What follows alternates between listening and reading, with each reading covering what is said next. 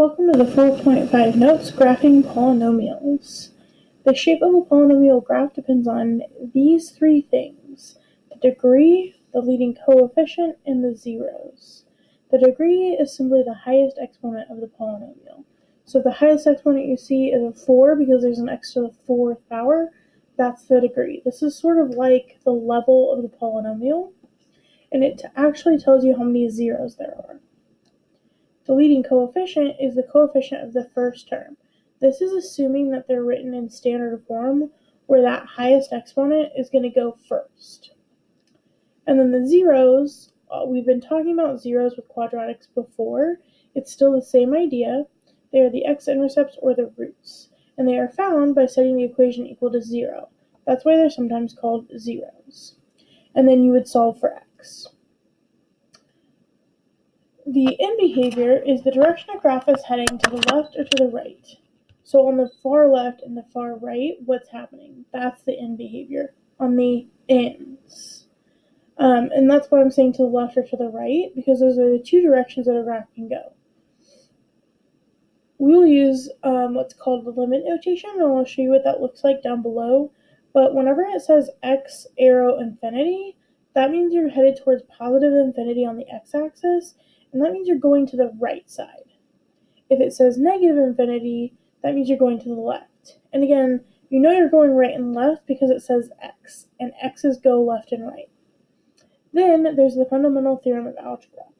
And pretty much it's just a fancy way of saying if a polynomial has this degree, n, then it has that many roots.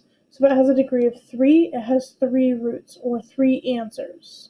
If it has a degree of 2, it has 2 answers.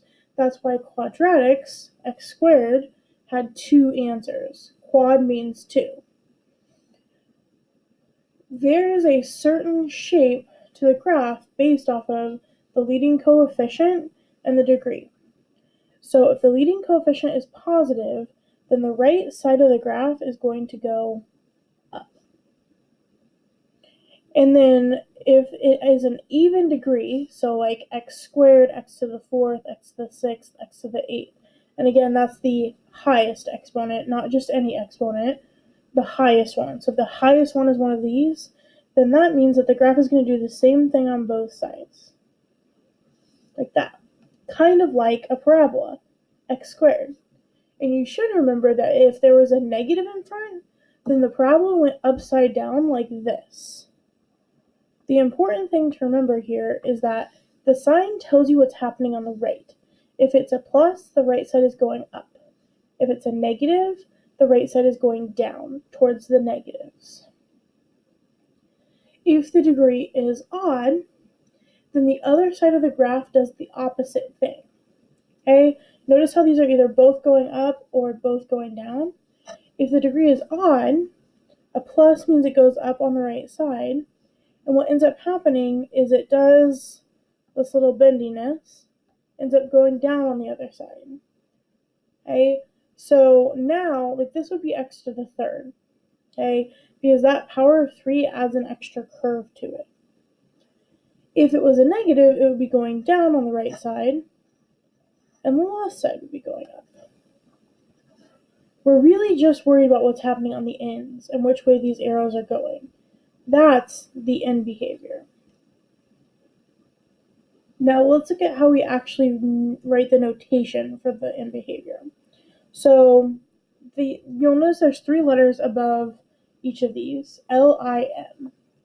LIM means the limit. And basically you're asking yourself, how high or how low could it possibly go? Or where is it getting closest to? And your answer is going to be either infinity or negative infinity, because these graphs never stop going either up or down. So when it says underneath x arrow infinity, this means that you're looking at what's happening on the right side. If it says negative infinity, that means you're looking at the left side. So this is basically just asking you, where is the graph heading on the right side? And this is a notation that you will use if you take calculus.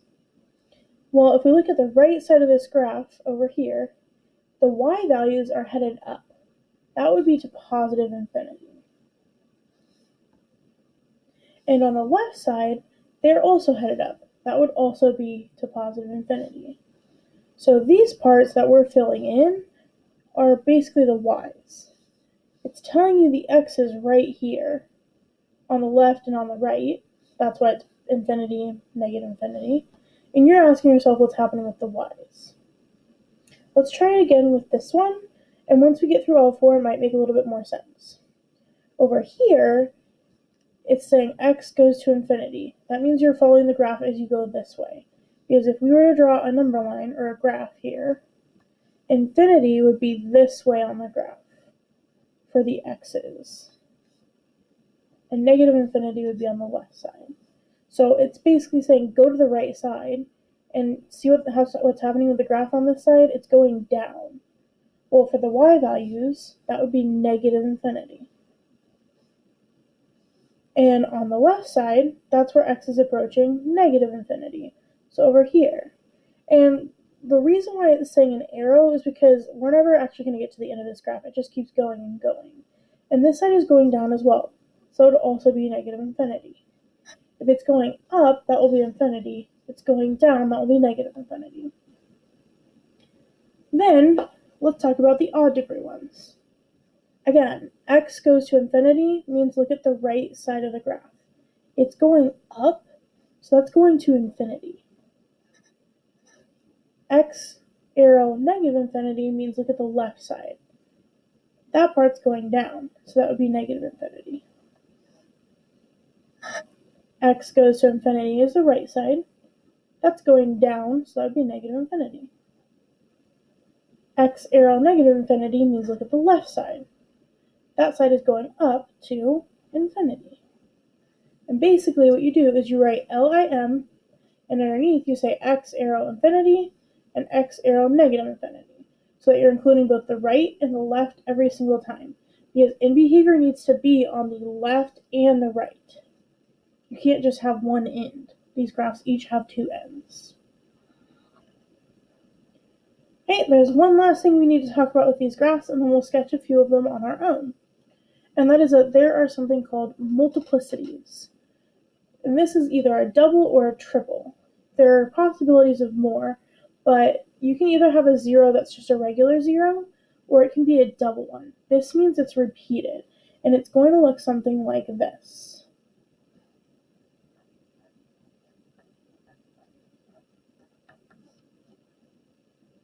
So you have a factor with a power on the outside of 2.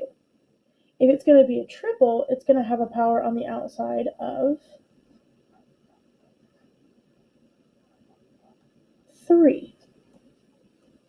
If it's not a double or a triple, there won't be a number right here. It'll just be like that. So if there's an exponent outside of the parentheses, not inside with the x, on the outside, that means it's either a double or a triple zero.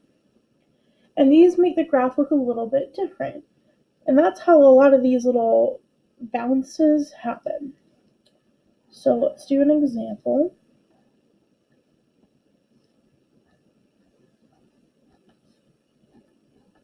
Okay, and one thing that we're going to talk about is I'm not going to label the y-axis. We really care about what's happening with the x's. So this would be a 0 at 4. And this one would be a 0 at 2. Because whenever you find the zeros, you're doing the opposite of what's in parentheses. Because you want it to equal 0. 4 minus 4 would be 0, that's why it's going here. 2 minus 2 would be 0, that's why it's going at 2. Not negative 2, because negative 2 minus 2 would be negative 4. We want it to be 0, that's why they're called the zeros. So we've got our two zeros, and what happens is, and I'm just going to draw any graph, it doesn't matter what else is going on here. This one goes all the way through, the one with the power of 3. But the one with the power of 2 bounces, like that. So it comes down to the x-axis, hits it, and then goes right back up. The easiest way of thinking about this is it's like flipping a light switch. It's going to go all the way through normally. A power of 2 makes it go back up. But the power of 3 So like this one would have bounced down if it was a double, but because there's an extra power, that actually makes it go back up. So it was going up as a normal power. Power 2 makes it go back. So this one was cutting down. The power 2 makes it flip back up. And on this one, it was going up. The second power would have made it go down, but it has another power after that, which makes it go up. So any odd power is going to keep going the same direction. Because if you flip a light switch an odd number of times, you end up back where you started. If it's an even power like this, it kind of like bounces off.